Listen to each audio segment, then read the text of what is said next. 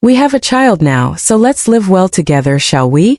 He said softly as a heartfelt proposal. She felt a surge of trust within her. Yet deep down she was uncertain about the future. She had heard that when a woman is pregnant, certain hormones are released that make her want to protect the small life growing inside her. In recent days she had been hesitant and doubtful, while both he and her grandmother reassured her that, regardless of anything, this child would always be her own. Frankly, upon finding out she was pregnant, she thought that maybe this was the chance heaven had granted her and him. No woman would willingly abandon her own child. I am no exception, she stated, her voice resolute. But if you sign the divorce papers, I will attend the company anniversary with you next week. I'll do whatever support you need. He looked at her, his eyes filled with doubt. This doesn't harm you in any way, she said with a gentle smile as before. Finally he nodded. After the anniversary I will sign. I'm not going back with you, she said. I'll return to Beijing the day before the anniversary to avoid attracting attention and any speculation about our divorce in the press. His car picked her up from home. When she stepped out, another woman like a mistress came to greet her. You're finally home, she said, quickly grasping her hand, her eyes red. She looked at her with a cold gaze. She said nothing, merely withdrew her hand from her grasp. The diamond ring on the other woman's finger gleamed, while her own hand bore only the faint mark left by her wedding ring that she had long since removed. She no longer wanted to compare herself to her. No matter how beautiful or noble the other woman was, there was no longer any disturbance in her heart. Without another look, she walked around the woman and moved ahead. The other woman, at a loss, didn't know what to do. The servant approached and took her handbag. Ma'am, let me help, the servant said. No need, she replied, and the servant, appearing awkward, glanced over at him. Just let her be, he instructed the servant. She did not follow him to the main building. Instead, she walked toward the guest house. At last he felt a surge of anger. Perhaps in front of so many servants he felt embarrassed. She didn't stop, nor did she respond, having no desire to interact with them. Now, she only wanted the anniversary to end quickly so that their marriage could conclude. When they entered the banquet hall, the atmosphere reached a high point. He held her hand firmly like a man with a devoted wife, while she, as usual, played the dutiful wife praised by everyone. He looked at her, his eyes warm, but behind her smile was merely a mask. I only hope this all ends soon, she thought. But as the party neared its end, a plate of raw fish was brought out, and the pungent smell overwhelmed her, making her stomach churn. Her face turned pale as she stood up and quickly went to the bathroom, retching until the world spun around her. When she finally stood up, everything darkened and she collapsed. When she opened her eyes again, she found herself in the hospital, with many of his family members present. He sat by her bed, holding her hand, his face filled with joy. Do you know? You're pregnant, already 45 days along.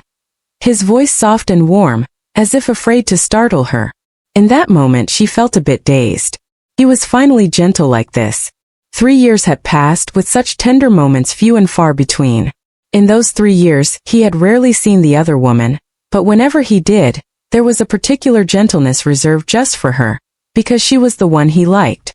The gentleness he showed her before was never for her. Now it was only for the child in her womb. Grandma already knows you're pregnant, he said, holding her hand, his smile gentle. I've arranged for someone to bring her here. She was so happy she was nearly moved to tears. Lying in bed, she shed a few tears herself. 3 years into their marriage, she had no children, something her grandmother had always worried about. But her grandmother didn't know that she hadn't gotten pregnant because he didn't want children. He wanted them to live together alone for a few years, always careful with birth control. But why was he so happy now? After his family left, the hospital room became quiet. He brought her some water, saying, "Let's not discuss the divorce anymore. Just rest and take care of our child." "I don't want it," she said. "This child," she paused, but his face remained unmoved. He looked at her calmly. "Tell your grandmother yourself. If you can bear to let her be saddened at her age, then go ahead." He believed she would continue to ensure her grandmother wouldn't worry, but he had forgotten that, in her youth, her grandmother had also endured many hardships. She had left her homeland alone to help her relatives when her husband was detained, facing hardship with her only daughter in her womb. Now old, gentle, and without ambition, her grandmother would surely support any decision she made if she knew the story. He had given up all his work, fully devoting himself to the news of her pregnancy. At the anniversary, when news of the pregnancy was revealed, it spread everywhere. Employees and the media crowded outside the hospital. His family prepared an elaborate welcome for her. Everyone said she was fortunate, healthy, and lucky to marry into his family, with a caring husband and loving in-laws. But it was tragically ironic how society evaluated women based on the conditions men provided, rather than their own worth. No one paid attention to her real life, full of quiet suffering. The other woman had already left Beijing, and her grandmother had asked her to come, undoubtedly arranging for his car to pick her up. From the start, he told her that his relationship with the other woman wasn't romantic. We grew up together as kids. She once saved me when I was hurt, and now we are just like siblings, he explained. You truly don't have any reason to dwell on these small matters. But if you're bothered, I'll be more mindful. I won't meet the other woman privately or have any other contact with her. He assured her. We have a child now, so let's live well together, he proposed once more. She agreed, yet a quiet doubt lingered within her. When they returned home, he arranged everything so she could rest comfortably. He even requested the servant to move her belongings back to the main bedroom. That night, he invited her to take a stroll around the garden under the moonlight. On the lawn, dry rose petals from the previous season lingered, creating a peaceful yet somber scene in the silence of the night. The early autumn breeze gently rustled through her long dress. After their walk, she returned to the main bedroom, but she couldn't sleep. He couldn't remember if she had actually slept beside him, only recalling that he had fallen into a deep slumber. The next morning when he awoke, he instinctively reached to her side of the bed, seeking her presence. But the bed was empty, only a cold pillow beside him. Startled, he felt a headache from the lingering effects of the previous night's drinks, adding to his discomfort. He sat up, dazed for a moment. The room felt empty and cold, and at that moment, he didn't know that it wasn't only last night. She would never return to that room again. When he went downstairs, he saw her grandmother had already arrived. She was preparing to be discharged, with her grandmother there to take her home. Her grandmother held her hand tenderly, saying, "Come home with me." Her grandmother's words carried warmth and love, offering a great source of strength for her to continue on. Her grandmother was the one who had said that they owed nothing to anyone. For her, the bond between people could not be forced. As they stepped through the hospital gates, he was waiting beside his car. He stepped out, looking at her with a resolute expression, his lips pressed tightly. "Where is the child?" he asked, his voice carrying a hint of fear. "I let it go," she replied calmly, but her words struck him like a cold blade to his heart. His face turned pale, his eyes filled with rage and pain. He grabbed her shoulders tightly, but she only looked at him coldly and said, "Please sign the divorce papers." "I won't divorce you," he replied, his voice firm, each word carrying both stubbornness and pain. She looked at him, a faint, fading smile on her lips. "If you want to make a spectacle and let the world laugh at us, I'll follow through to the end." Just as he was about to respond, his phone rang. He heard the name mentioned faintly on the line, and his face immediately changed. After hanging up, he turned back to look at her, but she no longer expected anything from him. She walked directly to his mother and recounted everything that had been said to her. His mother had never accepted her, a woman who couldn't bear children. She had once pressured him to separate from her. For the past 3 years, she had treated her with mild indifference but was not particularly harsh. When she learned of her pregnancy, his mother was genuinely joyful. But now that her grandchild was gone, her anger toward her only intensified. As for the other woman, under family pressure and his mother's severity, she began to realize that, no matter how hard she tried, the path to returning to him had become bleak. She left with her grandmother, returning to a peaceful town outside the city. In her grandmother's small house, she began a new life, simple and serene. She planned to fill the yard with roses come spring when she had fully recovered. But even so, he couldn't let go. He found his way to her grandmother's house, standing outside in the cold winter waiting. He waited there for a long time, well into midnight, before finally leaving. The next morning when she went out to fetch milk, she saw him again, standing there, dressed in only a thin coat despite the freezing winter wind. She glanced at him briefly, then turned away. He said nothing, but he patiently followed her all the way back to the house. Each step he took seemed to testify to the longing and regret he couldn't hide. When she reached the gate, he finally called her name. "She will be getting married next spring," he said. She turned back, looked at him with cold eyes, then walked into the house. "If the person she's marrying were you, I'd still respect you as a man. But it appears you don't love her enough to go through with it." He stood there speechless. The truth was he no longer loved her as he once had. Since she became pregnant, he had thought that perhaps they could live well together as a whole family. But now, looking into her cold eyes, he realized that he had lost what was most precious. 2 years after she left, her grandmother's garden was filled with roses, blooming brightly and peacefully. These roses were symbols of the new life she had built for herself. As for him, although he still visited her a few times each year, with each meeting, he felt she was farther and farther away, like an image he could never reach. He remembered their last dinner together, her smile, her eyes, and the regret of realizing that people often only cherish things once they are gone. The flowers in her grandmother's garden remained beautiful, but they were no longer for him. As time passed, each year he visited her a few times, always standing from afar, watching her quietly. But she was no longer the woman he once knew. She was stronger, more at peace, like a flower that had found its own ground. Every time he saw her laughing with her grandmother or tending to the garden full of blooming roses, he could only stand there with boundless regret. One day, it rained heavily, just like the night he had missed, the night he forgot his promise to pick her up. The rain poured down, but this time, when he went to her grandmother's house, he saw she had built a new life with another man. That man leaned down to shield her from the rain, gentle and protective, as though he didn't want her to get wet at all. He stood at a distance, watching the scene in the rain, a constant reminder of his mistakes. This sight struck his heart with pain, but he understood that the tenderness she once reserved for him was no longer there. She had found someone who could truly cherish her. The cold rain soaked him, but he stayed there, letting the water wash over his unspeakable feelings. The man's car drove away, and she glanced toward the road where he stood, but her gaze was distant, with no trace of hesitation or longing. Finally, he turned away, knowing that he had to let her go, not just in reality, but also in his heart. He realized he could no longer hold on to what was lost, and love, once missed, could never be the same again. He returned to his home, where every corner used to bear her presence.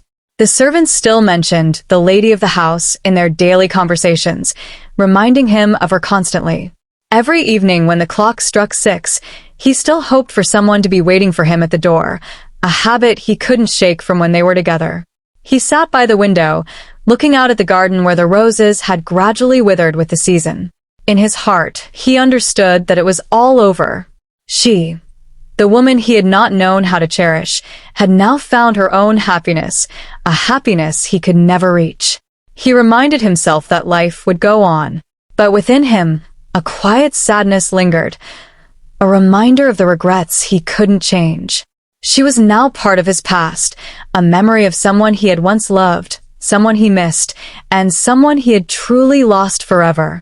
As time went by, memories of her became an indelible part of him. He couldn't stop wondering what could have happened if he had cherished her more, if he hadn't allowed distance and indifference to creep between them. During many sleepless nights, he recalled their last dinner together, when she wore that pale blue dress with a gentle yet distant smile, her eyes carrying a resolve he had failed to understand at the time. Occasionally, he would return to the small town where her grandmother lived, not with the hope of winning her back, but just to feel her presence as closely as he could. He would stand from afar, silently watching her tend to the garden filled with roses she had once dreamed of. She looked serene, radiant, like a flower that had found fertile soil. On a lightly rainy afternoon, He ventured closer, hoping to catch one last glimpse before he completely accepted their separation. He saw her beside her new partner, a man who knew how to cherish and appreciate every moment with her.